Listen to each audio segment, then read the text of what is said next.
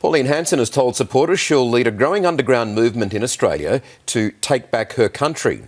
And she's certainly making an impact. A leading election analyst revealing One Nation's rise is part of a radical change likely to spell the end of our old two-party system.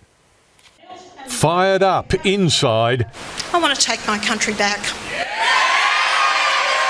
And outside. Pauline Hanson's a racist, fascist! Melbourne police in numbers secure a One Nation fundraiser. The anti-Hanson crowd clashing with a prominent neo-Nazi. Australia for the white man! Officers pin 22-year-old Michael Nelson, The Great White Hope!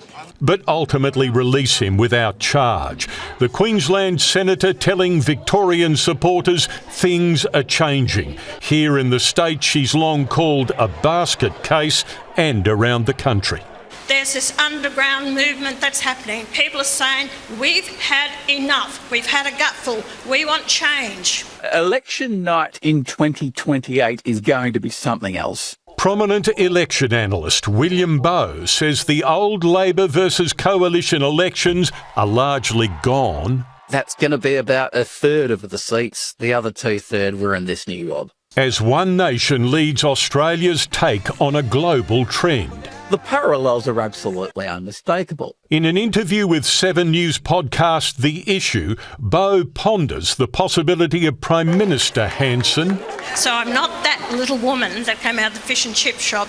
I'm smarter, I'm wiser, I'm up to their dirty tricks. This, as modelling out today, suggests on its current poll trajectory, One Nation could receive $219 million in taxpayer funding over 5 years to assist with campaign costs. Once fringe, now the new juggernaut of politics.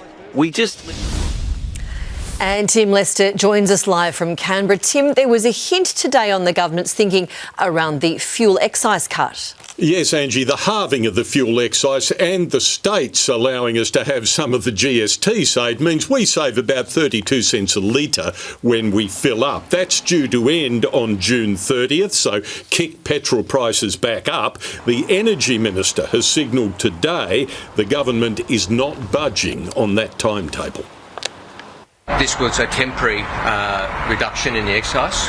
It was always intended to be temporary. The Prime Minister and Treasurer have been very clear that we'll always examine the latest information, the latest situation, but our intention has been for it to come off at the end of the month, and that remains the plan.